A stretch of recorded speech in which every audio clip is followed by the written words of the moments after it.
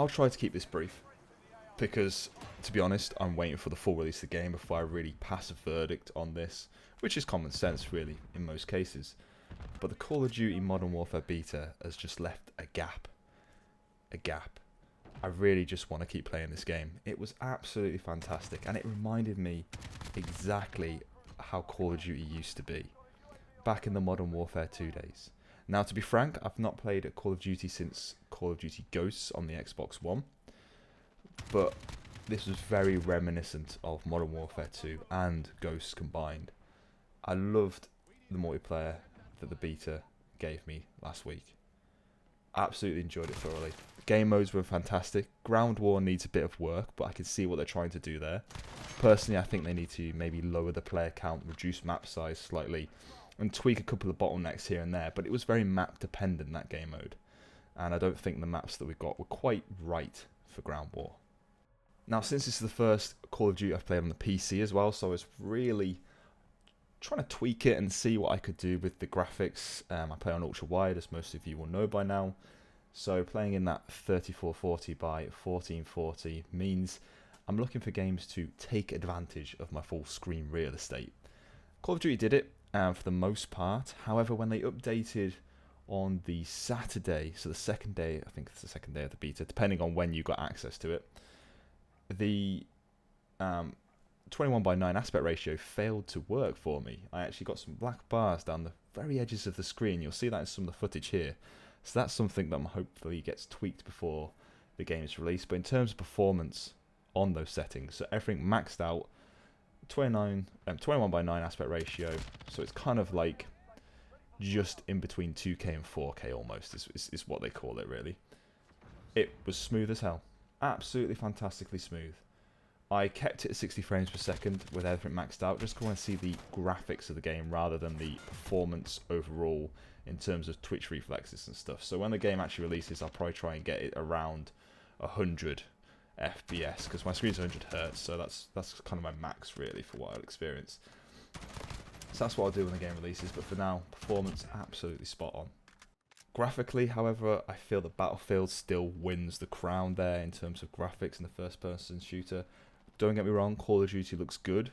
I just felt that Battlefield 1 and Battlefield 5, is that the latest one, was a lot better graphically, which isn't what an FPS is really about. It's just something I noticed straight off the bat. I think that's probably to do with the differences obviously in the engine. So this is using id Tech 3 kind of with Infinity Ward's spin on that engine, so they should be able to get some pretty decent lighting effects and everything in there, but I just felt it didn't quite look as crisp and clear as I was expecting. But again, it may have been down to my aspect ratio and I'm not quite tweaking everything perfectly to it. If you're like me and you're in your 30s now and you remember Modern Warfare 2 and the amount of fun that you had in that game, then this is definitely something you should check out for October the 25th, because my god, it just brought all those emotions and feelings back. I felt like I was still at uni when I was playing this game, which was a weird and strange but glorious feeling at the same time. I felt like I had no responsibilities whatsoever other than to finish my coursework, and that's a great feeling now. But yeah, absolutely fantastic beta, and I'm surprised, really surprised that this is a game that I'm interested in this year. Usually I just pass the Call of Duties, they just pass me by and I have no other thought towards them whatsoever. I've only picked up Battlefield because of Battlefield 3, and obviously EA have their little Game Passy thing that I've been a member of for a couple of years. That's the only reason why I've dipped into that game. But Call of Duty, already pre-ordered. I can't wait for October 25th. Unfortunately, Outer Worlds also releases on the 25th, which is a shame. But I think I've got room for two games, definitely. Obviously, I'll be doing a full story/campaign review when the full game releases, so hopefully you'll stay tuned for that. But as far as the beta goes and the multiplayer so far, can't fault it whatsoever. Now, I would like to mention the loot box type stuff, but only very briefly, because I don't want to get into the quagmire of crap that proposes. Because we don't know exactly what it's going to be like until it actually releases. There's no, obviously they've released things, you've seen things, there's been leaks, there's been spoilers, all that sort of stuff. But no one actually fully knows what it'll be like until it releases.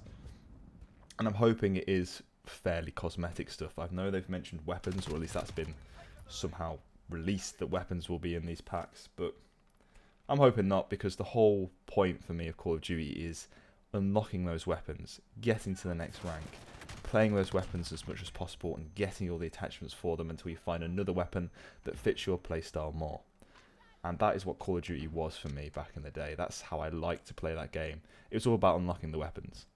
And when you get to the, was it level 50, and you go all the way back to the beginning again, that is something I did on a routine. That was what Call of Duty was for me. So the fact that these loot boxes may contain weapons and things isn't up my alley at all. And to be honest, all I'm going to do is buy the game. I may buy the maps if that becomes a thing, and season passes or whatever. But in terms of loot boxes and things, just don't buy them. There's no need for them. You don't need loot boxes. Come on, just play the game. So thanks for watching, guys. Obviously leave your comments down below, because I do read them, though no one's actually commented on anything yet.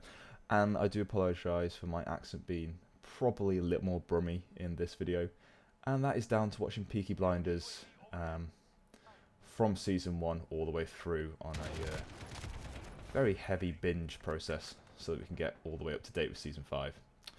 And being from Birmingham, but not having much of an accent, it always tweaks it up a little bit when I watch Peaky Blinders, even though I'm not from that part of Birmingham. But yeah.